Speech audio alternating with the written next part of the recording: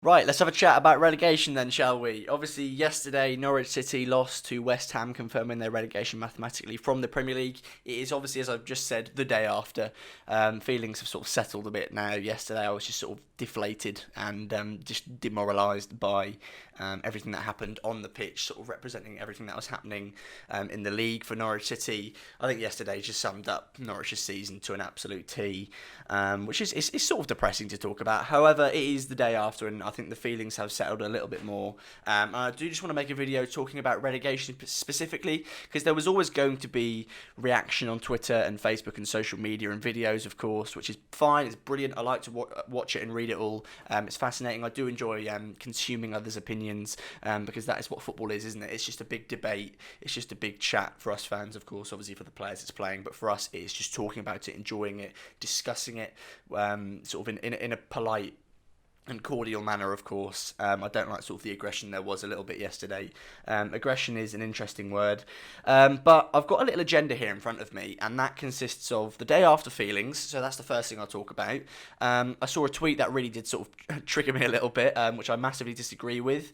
I've seen the question asked, has Farke lost the dressing room? We'll be answering that. And the final one will be, who takes responsibility for Norwich City's relegation from the Premier League, or who should take responsibility, of course. But the day after feelings, as I said, it's still sort of just, I'm just disappointed, to be honest with you. That's sort of the general feeling. I think it'll be that until the start of next season, until we can then focus on Championship football and the task that lies ahead there.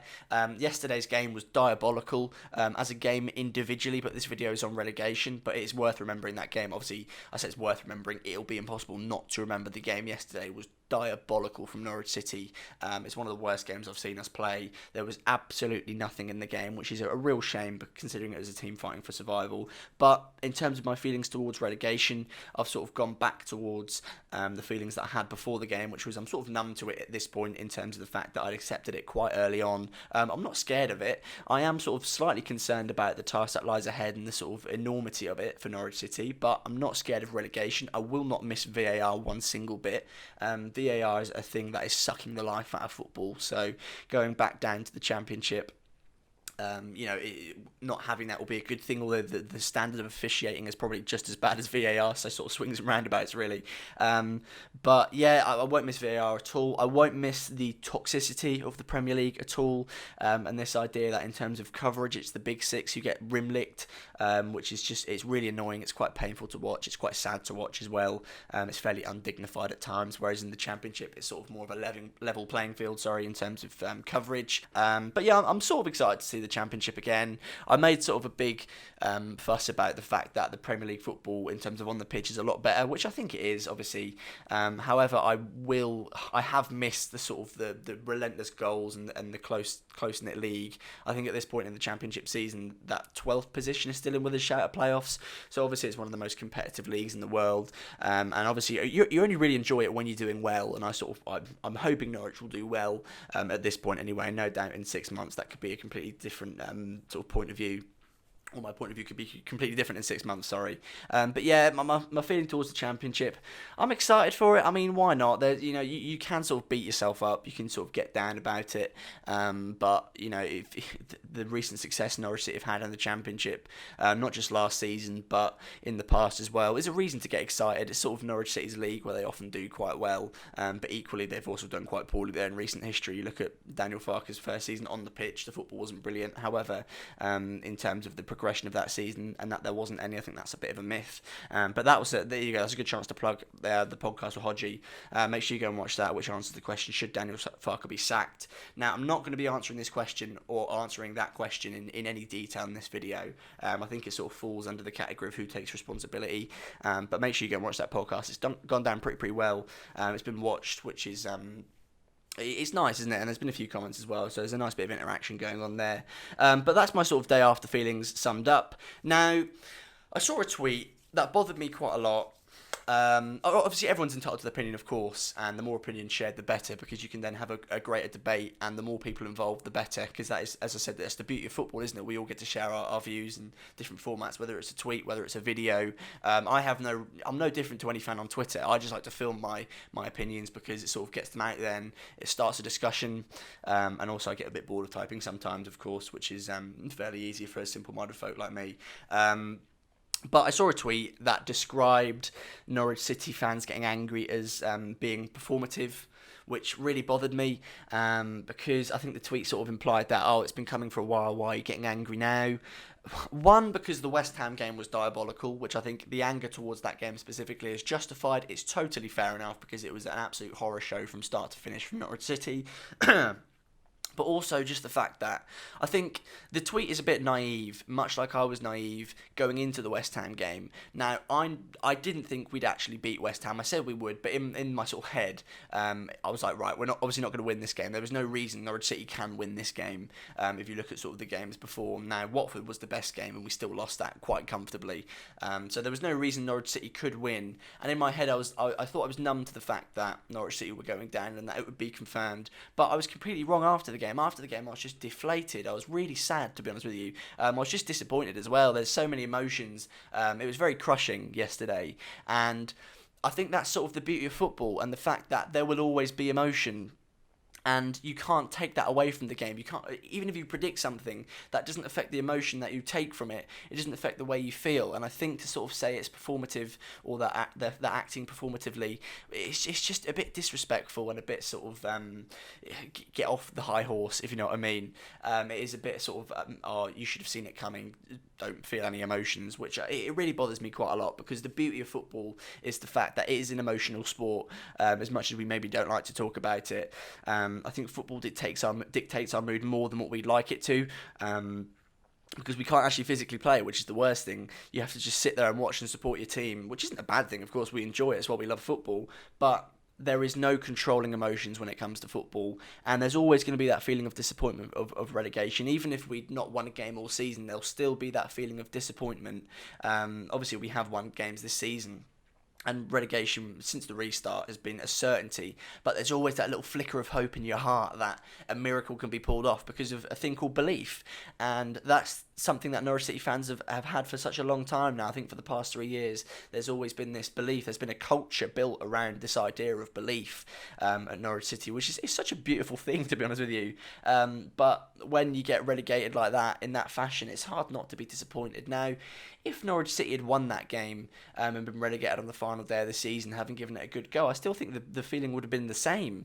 There would have been a bit more pride, but the disappointment would have been the same in terms of the fact that you're still going down to the Championship. The end game of this 5-year project is that we end up in the Premier League, and we were there ahead of schedule, admittedly, but we were there, and it was like this idea that we've not given it a go. And the West Ham game, as I said, sort of encapsulates visually, in terms of watching the game, encapsulates everything that's happened for Norwich City this season, which is just nothing.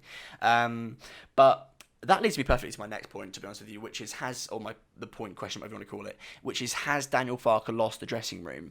I don't think he has. Now, I don't think anyone would agree with me, because popular belief says via social media that he has lost the dressing room, and I've seen a lot of people saying that he'll leave Norwich City. Now, I don't think he'll leave Norwich City, because he's a very sort of principled man, and the way he carries himself is very calm and composed, which at the worst of times is an annoying thing for Norwich. So, for example, against West Ham yesterday, the drinks break, he was just sort of sat there, or stood there not talking to his team, which I think, that is pretty poor, and it's probably not the best example, but he's always been a collected and calm man. The way he carries himself about, he's always been so composed, and I think by not changing that, he proves that he does sort of hold these principles. Now, Norwich have saw the fruits of it last season, and we saw the bad side of it this season, and I think the fact that he's not changing his character is a good thing. We saw Alex Neil change his character a bit, and he's just sort of started slaughtering his team after a while, and how did that go for him? He absolutely spiralled at Norwich City. I think we went from first down to like 14th at one point in the league, with a team that should have been playing in the Premier League. And I just don't think Daniel Farke has lost the dressing room. I don't think he'll leave Norwich either for these reasons. I don't agree with the idea that he's lost the dressing room in terms of the performance level. I think that it's fair enough to ask the question, has he?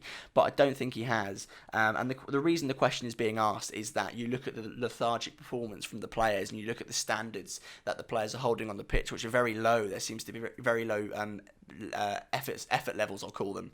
If I can get my words out at this point, I'm getting a bit flustered with all these ideas going on about Norwich City. But this idea that Norwich are playing just in such a lethargic manner begs the question, has he lost the dressing room? Because there seems to be very minimal effort from the players, and I don't think he has. I just don't think the players are good enough, which is why there needs to be a massive recast of the squad and the starting 11 next season.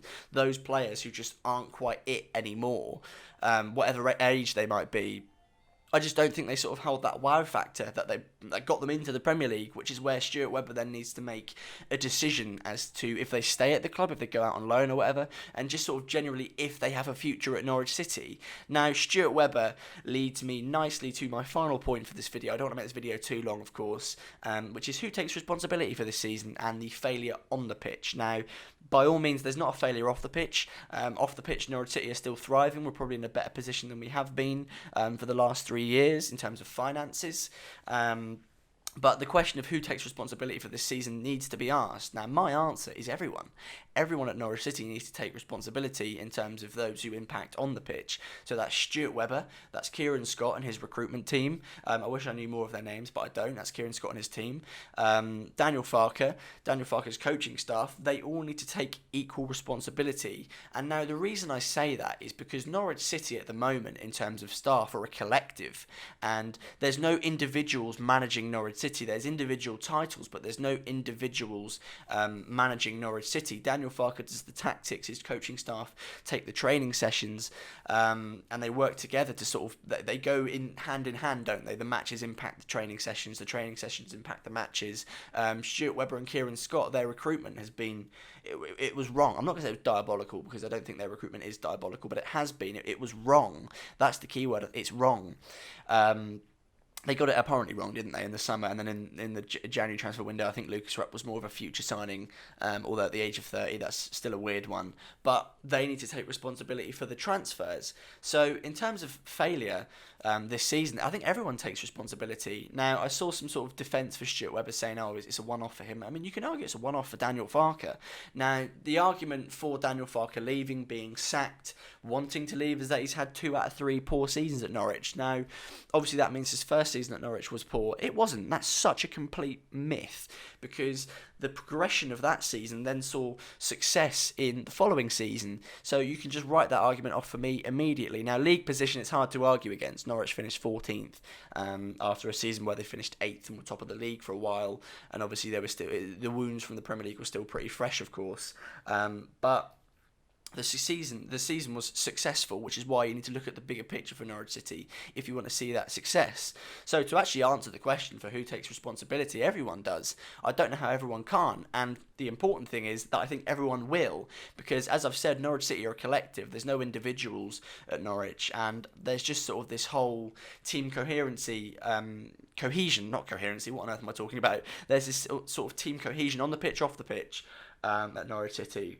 So I don't think any sort of blame will be distributed unevenly within each other, within Norwich City, of course. I don't think anyone will blame one another within Norwich. I think they'll just see it as a learning curve, which I think that leads me to my last point, which is this season will spark something at Norwich City. Now, whether that's a positive change, whether that's a negative change, I'm not actually sure yet. I think I need to sort of forget about relegation or try and move on from it before I answer that question. But the 2 routes that we can go down are major success, which is that we progress and we learn from this. Now, the learning debate is an easy one.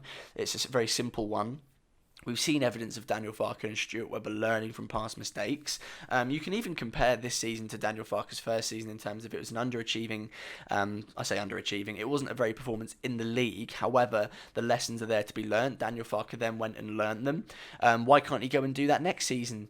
I think that the one thing he will lose to his advantage was this whole underdog mentality. I think Norwich players are going to bring a lot of youth players in, which excites me, but also makes me think they could give it the whole we're in development still, which I don't think they will. I don't think there'll be any excuses at Norwich City from now on, because we've lost the underdog mentality. When you, or not mentality, but the reputation. When you go down from the Premier League, you set the reputation of maybe you shouldn't be in the Championship. There's sometimes a bit of self-entitlement within teams. I think we saw that at Fulham and Middlesbrough and Stoke, which is why they then spiral. Sunderland as well, and these teams then go and spiral into financial trouble and just sort of general unsuccess within the league. And then the other way is literally what I've just mentioned, sort of catastrophic failure, which I don't think will happen for Norwich, to be honest with you, because we're very stable in terms of finances off the pitch, which is something worth remembering, which I don't think we'll forget anytime soon. But also just sort of dropping down, getting relegated, I don't think that would happen, but just sort of general unsuccess in the league.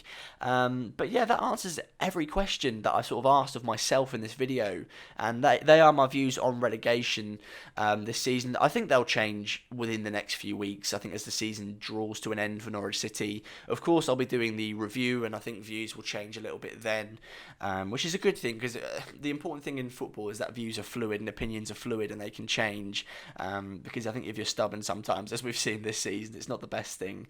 But that is just about everything. So the day after feelings are mostly the same, however it's just a bit less, sort of a bit more of a numb feeling towards it. My sort of general anger towards that tweet I saw about Norwich City fans being sort of performatively angry. Has Farke lost the dressing room? I don't think he has. There'll be a massive change in the dressing room anyway next season, so I think we'll see a lot of players come in who've got a point to prove. So automatically, even if he has, I think the dressing room will come back. Will he leave Norwich City? No, I don't think he will, because this is his sort of chance to make a name for himself in English football. We've done it. He's maybe undone it a little bit in the eyes of other football fans, and this is his chance to really prove how sort of tough he is within English football. Who takes responsibility? Everyone at Norwich City.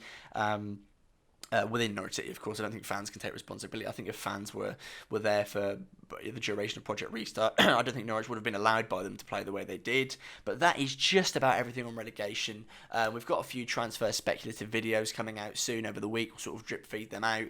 They're more informative ones. I'll be talking about Dennis Mann, Jacob Sorensen, and another name which I think is Bally Mumba, something like that. But yeah, them videos will be coming out over the course of the week. So yeah, that's just about everything. Make sure you let me know your thoughts now on relegation following yesterday's game and sort of the feeling there. But that is just about everything, as I've now said for the third time. So until next time, we'll see you again very, very soon.